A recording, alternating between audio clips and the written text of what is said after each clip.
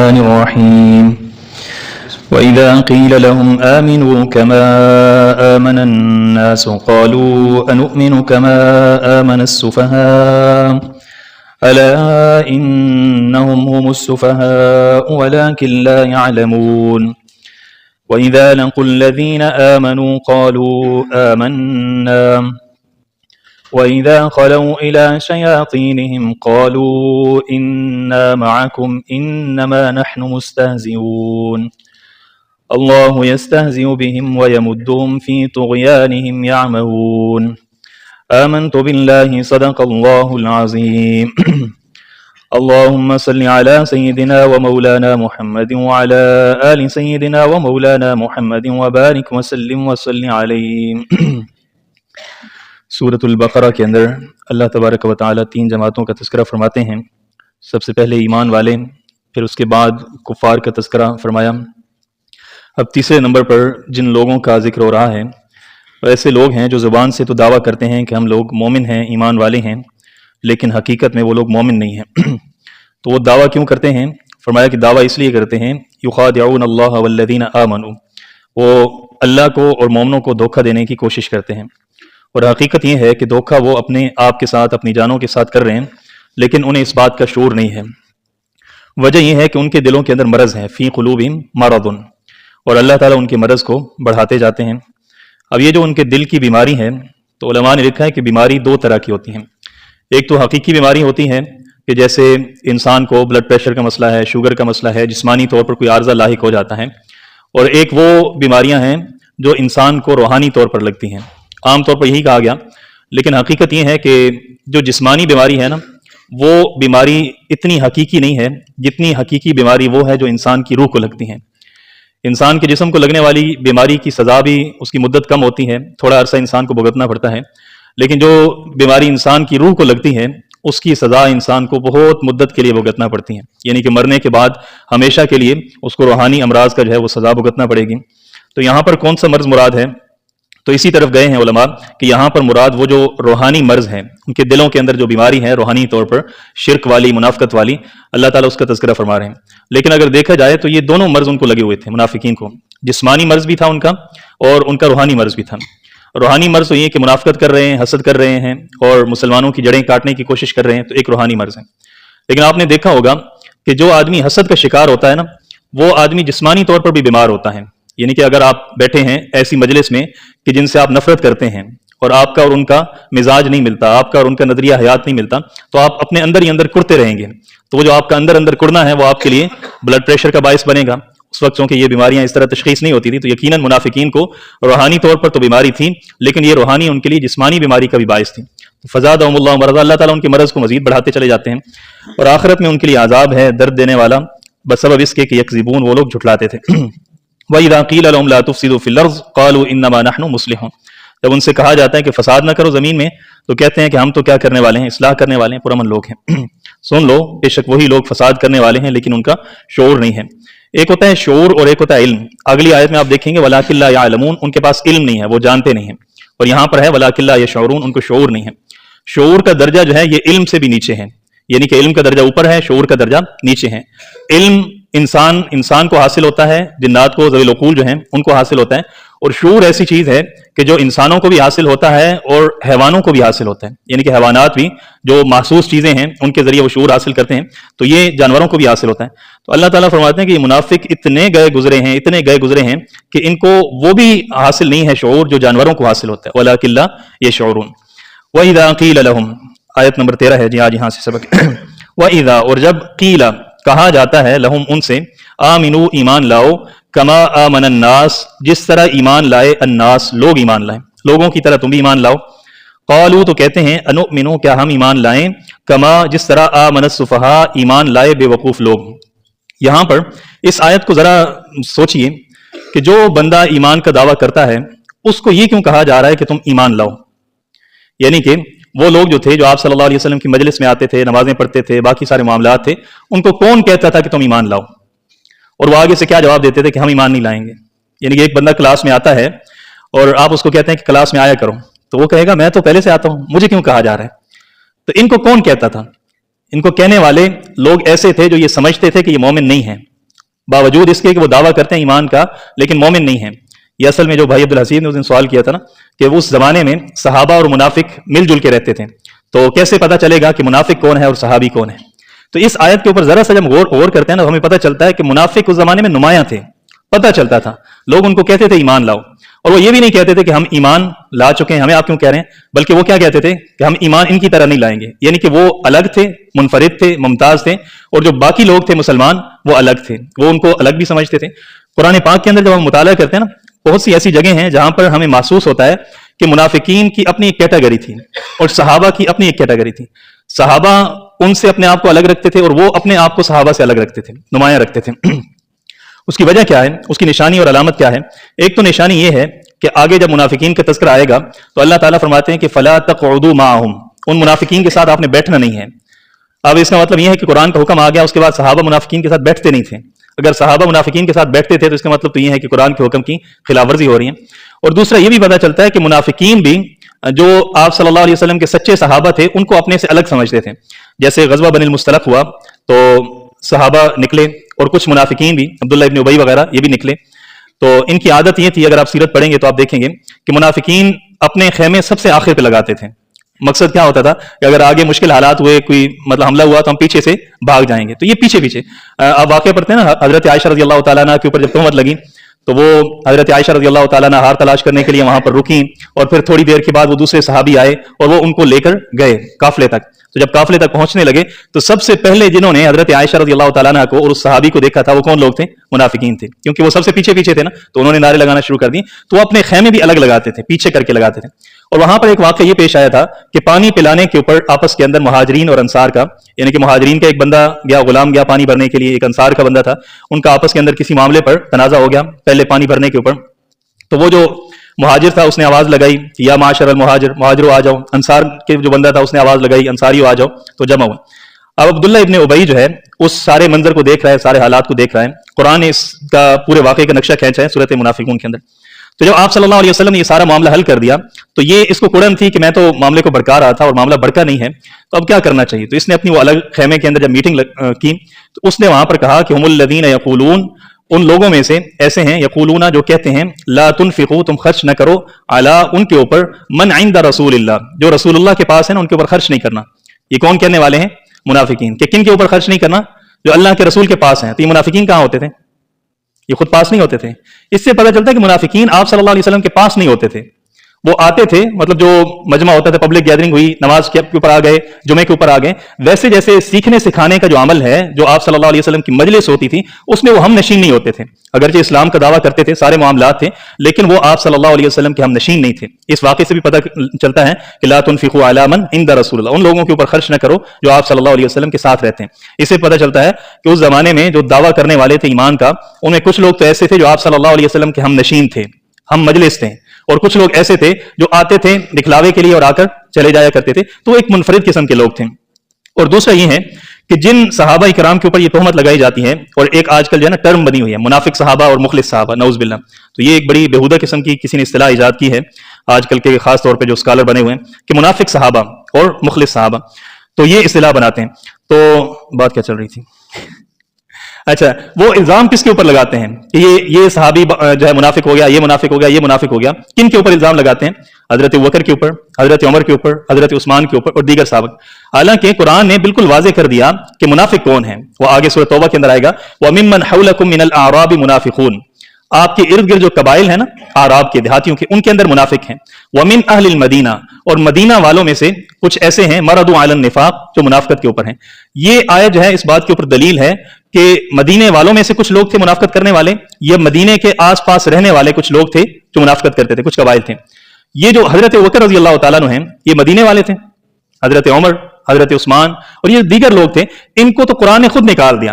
حبشہ والے ہوں، یمن والے ہوں یا مکہ والے ہوں، دیگر ملکوں سے آئے ہوئے جو لوگ ہیں، دیگر جگہوں سے آئے ہوئے لوگ، ان کو تو قرآن نے خود نکال دیا کہ اگر کسی آدمی کے اوپر تہمت لگے کہ فلاں منافق تھا تو ہم دیکھیں گے کہ وہ مدینے میں رہتا تھا تو پھر اس کے اوپر غور کیا جا سکتا ہے، اس کے رویے کو ہم دیکھیں گے، معاملات کو دیکھیں گے. مدینے کے آس پاس جو دیہاتی رہتے ہیں ان میں سے وہ آدمی ہے، پھر تو ہم یہ بات کہہ سکتے ہیں. جب آپ کہیں گے نا فلاں آدمی مہاجر ہے اور پھر بھی وہ منافق تھا, اس کے اندر منافقت تھی, تو قرآن نے تو اس چیز کی کیا کر دی ہے, بالکل نفی کر دی ہے کہ ان میں سے کوئی بھی منافق نہیں تھا. تو بالکل یہ چیز کیا ہے, واضح ہے. پھر اسی آیت کے اندر اللہ تعالیٰ نے یہ بھی فرمایا کہ سنعذبہم مرتین, ہم ان کو دگنا عذاب دیں گے. یہ جو منافق ہیں نا, جو مدینے میں چند لوگ ہیں, یا مدینے کے ارد گرد رہنے والے جو اعراب ہیں, ان میں سے جو چند لوگ ہیں, ان کو ہم سنعذبہم مرتین, ہم ان کو دگنا عذاب دیں گے. وہ عذاب کون سا تھا؟ تو مفسرین نے لکھا ہے عذاب یہ تھا کہ ہم ان کا پردہ چاک کریں گے, ہم لوگوں کے اوپر ظاہر کریں گے کہ یہ لوگ کون ہیں, منافق ہیں. تو اگر جن لوگوں کو آج کل کے یہ لوگ منافق کہتے ہیں, کیا ان کا پردہ چاک کیا ہے آپ صلی اللہ علیہ وسلم نے؟ نہیں کیا. حالانکہ ایک موقع پر آپ صلی اللہ علیہ وسلم نے 36 بندوں کے نام لیے, مسجد کے اندر کھڑے ہو کر آپ نے فرمایا کہ فلاں بندہ کھڑا ہو جا, اخرج انک منافق, نکل جاؤ یہاں سے, تم منافق ہو. دوسرے کا نام لیا, اخرج, نکل جاؤ, تم منافق ہو. 36 بندوں کے آپ صلی اللہ علیہ وسلم نے نام لیے اور آپ نے ان کو نکال دیا. اور حضرت حذیفہ رضی اللہ تعالیٰ عنہ کو آپ صلی اللہ علیہ وسلم نے 12 منافقین کے نام بتائے تھے, اور حضرت حذیفہ رضی اللہ تعالیٰ عنہ فرمایا کرتے تھے ان میں اکثر جو ہے نا وہ مر کھپ گئے ہیں, 4 لوگ باقی ہیں, اور وہ لوگ بھی کیا کر چکے ہیں, توبہ کر چکے ہیں. یعنی کہ آپ صلی اللہ علیہ وسلم کے وصال تک یہ جو منافقین تھے, ان میں سے اکثر لوگ یا تو مر گئے تھے یا ان کا پردہ چاک ہو گیا تھا, لوگوں کو ان کا پتہ چل گیا تھا. تو اس لیے یہ کہنا کہ وہ صحابہ میں سے کچھ منافق تھے, تو یہ بالکل غلط بات ہے. کوئی بھی صحابی یہ ایسے ہی ہے کہ آپ کہیں کہ 100 مومنوں میں سے 20 کافر ہیں. یہ جو 100 مومن بیٹھے ہیں ان میں 20 کافر ہیں. جب 100 مومن ہیں تو پھر وہ کافر کیسے ہو سکتے ہیں؟ جب کوئی بندہ صحابی ہوگا تو پھر وہ منافق نہیں ہو سکتا, جب کوئی منافق ہوگا تو پھر وہ صحابی نہیں ہو سکتا. تو یہ واضح بات ہے. صحابی کی تعریف کیا ہے؟ من لقی النبی صلی اللہ علیہ وسلم, جو شخص آپ صلی اللہ علیہ وسلم سے ملا اور آمنا بھی, اور وہ ایمان لایا ہوا آپ صلی اللہ علیہ وسلم کے اوپر حالت ایمان کے اندر, مؤمنن بھی, اور پھر اسی حالت کے اندر اس کی وفات ہوئی. اب جو منافق آ کر آپ صلی اللہ علیہ وسلم سے ملتا تھا, کیا وہ ایمان کی حالت میں ملتا تھا؟ جب وہ ایمان کی حالت میں ملے ہی نہیں ہے تو وہ کیا ہے, مومن ہے ہی نہیں. اور دوسری بات یہ ہے کہ اس کے اوپر موت بھی ان کی کس کے اوپر آنی چاہیے, ایمان کی حالت کے اندر, تو اس کو ہم کیا کہیں گے, صحابی کہیں گے. یہ صحابی کی تعریف ہے. پھر پکڑ لیتے ہیں جی آپ صلی اللہ علیہ وسلم نے بعض جگہ پر یہ لفظ استعمال کیا. تو یاد رکھیں, ایک لفظ جو ہوتا ہے اس کا لفظی ترجمہ ہوتا ہے اور ایک اصطلاحی ترجمہ ہوتا ہے. یعنی کہ ایک لفظ بنا کس کے لیے ہے, پھر وہ اصطلاح کے اندر کہاں پر استعمال ہوتا ہے, یہ 2 فرق یاد رکھنے لازمی ہیں. ایک ہے صحابی اصطلاح شریعت کے اندر, اور ایک ہے صحابی لفظ صاحب, ایک اس کا معنی اور ایک اصطلاحی طور پر صحابی کس کو کہتے ہیں. ان دونوں کے اندر کیا ہے, وہ فرق ہے. اگر آپ فرق نہیں کریں گے, ہر جگہ پر دونوں کو ایک دوسرے کے اندر استعمال کریں گے, تو پھر کیا ہو جائیں گے, معاملات مشکل ہو جائیں گے. جیسے کہ کافر کس کو کہتے ہیں عربی زبان کے اندر, انکار کرنے والے کو. قرآن کے اندر تو کسان کو بھی کافر کہا گیا, اعجب الکفار نباتہ, کسان جو ہے وہ اپنی کھیتی کو دیکھ کر کیا ہوتا ہے, خوش ہوتا ہے. وہاں پر کسان کو کافر کہا گیا, اعجب الکفار, پسند کرتے ہیں کفار اس کو, نباتہ اس کی کھیتی کو. حالانکہ کسان تو کافر نہیں ہوتا, اصل کے اندر کافر کہتے ہیں چھپانے والے کو. اور عربی زبان کے اندر چونکہ کسان جو ہوتا ہے وہ بھی بیج کو چھپاتا ہے, اوپر مٹی ڈال دیتا ہے, بیج ڈالتا ہے اور اس کے اوپر مٹی ڈال دیتا ہے, تو اس کو بھی کیا کہتے ہیں, کافر کہتے ہیں. اب آپ کہیں کہ اس جگہ پر کافر سے مراد کیا ہے, وہ دوسرا کافر ہے اصطلاح شریعت کے اندر جو کافر کہا جاتا ہے, تو پھر کیا ہو جائیں گے, معاملات مشکل ہو جائیں گے. اسی طرح پیچھے ہم نے پڑھا ہے ذالک الکتاب لا ریب فیہ, کتاب سے کیا مراد ہے, قرآن مراد ہے. اور آگے ہم سورۃ النمل کے اندر پڑھیں گے کہ وہ حضرت سلیمان علیہ السلام نے اس کو ہدہد کو خط دیا اور فرمایا کہ اذهب بکتابی ھذا, میری اس کتاب کو لے جاؤ. تو قرآن کو لے گئے تھے. تو ہر لفظ کا ترجمہ ہر جگہ پر ایک جیسا نہیں ہوتا, کہیں پر اصطلاحی ترجمہ ہوتا ہے اور کہیں پر اس کا جو ہے وہ لغوی ترجمہ ہوتا ہے. بندے کا لفظ ہم بولتے ہیں نا, فلاں بندہ ہے, کس کے بندے ہو جی, اللہ کے بندے ہو. اور پھر کوئی کہے یہ فلاں وزیر کا بندہ ہے, تو اس سے کیا مراد ہوتی ہے, ملازم مراد ہوتا ہے نا. تو آپ کہنے, یا کوئی کہے کہ فلاں, ہاں جی ساتھی, یا پھر آپ کہتے ہیں کہ یہ فلاں خاتون کا بندہ ہے, وہاں پر بندے سے کیا مراد ہے, وہاں پر خامن مراد ہے. تو یاد رکھیے گا, سیاق و سباق کو ہم دیکھیں گے, اس کے آگے پیچھے کی ساری چیزوں کو دیکھ کر ہم کیا کرتے ہیں, ترجمہ کرتے ہیں. آج کل کے یہ جو اسکالر نکلے ہوئے ہیں نا, یہ لفظ کو پکڑ کر کیا کرتے ہیں, کہتے ہیں جی قرآن کے اندر آتا ہے اصحاب الجنہ اور قرآن کے اندر آتا ہے اصحاب النار, کہ جنت والے صحابی اور جہنم والے صحابی. حالانکہ وہاں پر لغوی معنی مراد ہیں. پھر تو آپ کہیں گے اصحاب الکہف, غار کے صحابی, غار والے مراد ہے نا. اسی طریقے سے ابو کا لفظ استعمال کیا جاتا ہے کہ فلاں فلاں کا ابو ہے, عربی کے اندر بھی استعمال کرتے ہیں. تو حضرت ابو ہریرہ کے لیے جب لفظ استعمال کرتے ہیں تو وہ جو تنقید کرنے والے ہیں وہ کہتے ہیں دیکھیں جی بلیوں کا باپ.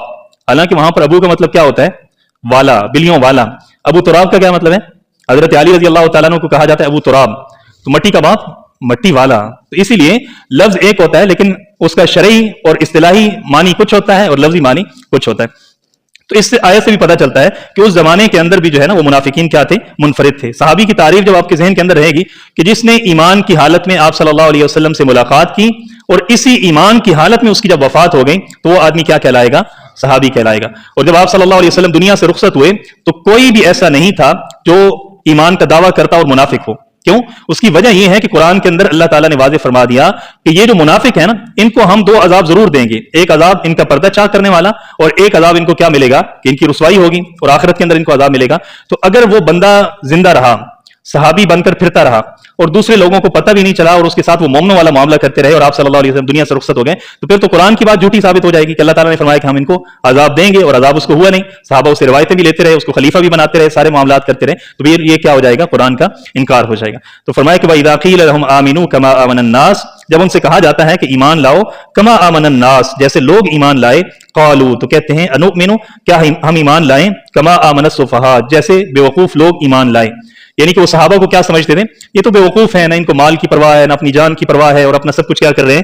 وہ خسارے کے اندر ڈال کر دنیاوی طور پر، اور آپ صلی اللہ علیہ وسلم کی میت کے اندر، اور ہم بڑے سمجھدار ہیں، ہم تو کیا ہیں، ادھر سے بھی مزے لوٹ رہے ہیں، ادھر سے بھی مزے لوٹ رہے ہیں. تو اللہ تعالیٰ نے فرمایا کہ الا، سنو، خبردار، انہم هم السفہاء، بے شک وہی لوگ کیا ہیں؟ بیوقوف ہیں.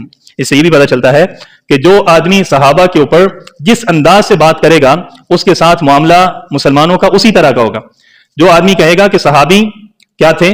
مومن تھے، تو وہ بندہ کیا ہے؟ اس کے ساتھ ہم مومنوں والا رویہ رکھیں گے. اور جو کہے گا کہ صحابہ منافق تھے، ہم کہیں گے وہ بندہ منافق ہے. وہ کہے گا صحابہ کافر تھے، ہم کہیں گے وہ بندہ کافر تھا. اسی طرح کا معاملہ، یہ اللہ تعالیٰ کی سنت ہے. الا، خبردار، انہم، بے شک وہی لوگ، ہم السفہاء، وہی لوگ بیوقوف ہیں. اس سے پتہ چلتا ہے کہ جو صحابہ کا دشمن ہے نا، اس کا رد کرنا چاہیے. اللہ تعالیٰ نے رد کیا ہے نا، تو ایسے صحابہ کے دشمنوں کو کھلی چھٹی نہیں دینی چاہیے. وَلَٰكِن لَا يَعْلَمُونَ، لیکن وہ لوگ لا يعلمون، وہ جانتے نہیں ہیں. وَإِذَا لَقُوا الَّذِينَ، رویہ ان کا یہ ہے، معاملہ ان کا یہ ہے. وَإِذَا لَقُوا الَّذِينَ، جب وہ ملاقات کرتے ہیں ایسے لوگوں سے جو ایمان لائے، قالوا، تو کہتے ہیں آمنا، ہم ایمان لائے. وَإِذَا خَلَوْا، اور ویسے بھی منافقین کی پہچان اس طرح بھی ہو جاتی تھی کہ آپ صلی اللہ علیہ وسلم نے زندگی میں کبھی کسی منافق کا جنازہ نہیں پڑھا سوائے ایک بندے کے، اور وہ عبداللہ ابن ابی تھا.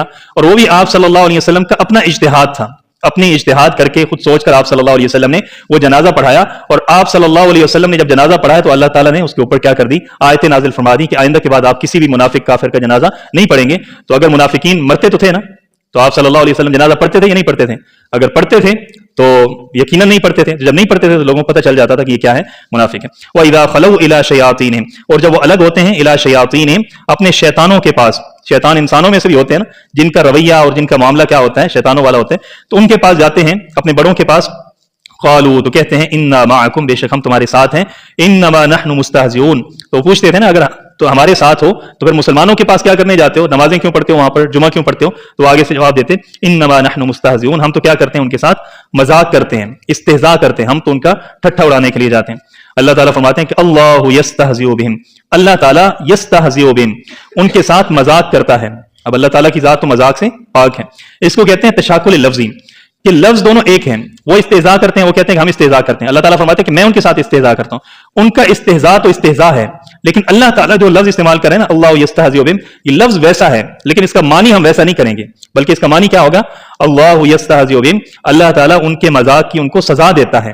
اور بظاہر معاملہ ان کے ساتھ بھی مذاق والا ہی ہو رہا ہے. ایک بندہ ہے، وہ سردیوں میں نمازیں پڑھ رہا ہے، ٹھنڈے پانی کے ساتھ وضو کر رہا ہے، اس کو صبح اٹھ کر مسجد میں آنا پڑتا ہے منافق، لیکن اس کو معاملات، مشکلات ساری مومنوں والی اٹھانا پڑ رہی ہیں. اور پھر جب مرے گا آنکھیں بند ہوگی، فائدہ کوئی نہیں ہے اس کے ساتھ. جو جب آنکھیں بند ہوگی نا قبر میں جا کر، اس کو پتہ چلے گا کہ میرے ساتھ پرینک ہو گیا تو میرے ساتھ یہ معاملہ ہو گیا. تو ان کے ساتھ بھی مذاق والا معاملہ ہی ہو رہا ہے. اللہ یستہزئ، اللہ بھی ان کے ساتھ کیا کر رہے ہیں؟ ایک طرح سے ان کو ڈیل دے رہے ہیں کہ ٹھیک ہے، روزے رکھو، تم پرامن ہو، مال غنیمت بھی لے لو، باقی سارے معاملات بھی کر لو، لیکن آگے جا کر تمہیں پتہ چلے گا کہ سارے اعمال تمہارے کیا ہیں؟ وہ ضائع ہے. اللہ یستہزئ بہم ویمدہم، اور اللہ تعالیٰ ان کو لمبا کرتا ہے، ڈھیل دیتا ہے، فی طغیانہم، ان کی سرکشی کے اندر، یعمہون، وہ کیا ہوتے ہیں؟ اسی کے اندر اندھے ہوئے پھرتے ہیں. اولئک الذین، یہی وہ لوگ ہیں، اشتروا الضلالۃ، جنہوں نے خریدی. اشترا کہتے ہیں خریدنے کو، مشتری کا لفظ استعمال کیا جاتا ہے نا، مشتری ہوشیار باش اشتہار آتا ہے، تو مشتری کہتے ہیں خریدنے والے کو. اولئک الذین، یہی وہ لوگ ہیں، اشتروا الضلالۃ، جنہوں نے خریدا گمراہی کو، بالہدا، ہدایت کے بدلے میں. یعنی کہ ہدایت دی اور گمراہی لی. یہاں پر یہ سوال پیدا ہوتا ہے کہ وہ تو منافق تھے، ان کے پاس تو ہدایت تھی نہیں، تو انہوں نے ہدایت دی کیسے ہیں؟ یعنی کہ گمراہی کو لیا، بدلے میں ہدایت دی، تو ان کے پاس پہلے سے ہدایت نہیں تھی، تو انہوں نے کیسے ہدایت دی؟ تو یاد رکھیے گا، ہر بندے کی فطرت کے اندر اللہ تعالیٰ نے ہدایت رکھی ہے. ہدایت کا، توحید کا بیج ہر بندے کی فطرت کے اندر اللہ تعالیٰ نے رکھ دیا. آپ صلی اللہ علیہ وسلم نے فرمایا کل مولود یولد علی فطرت الاسلام، ہر بچہ جو پیدا ہوتا ہے نا وہ فطرت اسلام کے اوپر پیدا ہوتا ہے. پھر ماحول اور والدین اس کو کیا کر دیتے ہیں؟ یہودی اور نصرانی بنا دیتے ہیں. تو انہوں نے وہ فطرت والی جو ہدایت تھی اس کو کیا کر دیا؟ دے دیا، اور اس کے بدلے میں گمراہی کو لے لیا. فما ربحت تجارتہم، پس نہیں فائدہ دیا، تجارتہم، ان کی اس تجارت نے، ان کو ان کی اس تجارت نے فائدہ نہیں دیا. وما كانوا مهتدین، اور نہ ہی وہ ہدایت یافتہ لوگوں میں سے. آگے دو مثالیں ہیں جی، تھوڑی اہم ہیں، انشاءاللہ اگلی کلاس میں کریں گے. اللہ تعالیٰ عمل کرنے کی توفیق.